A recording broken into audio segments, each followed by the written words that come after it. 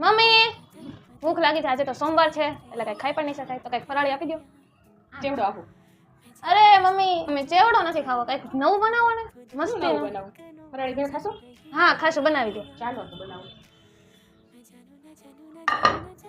વંશ, સાક્ષી, તીખી ખાશો કે મોળી? તીખી. ચાલો.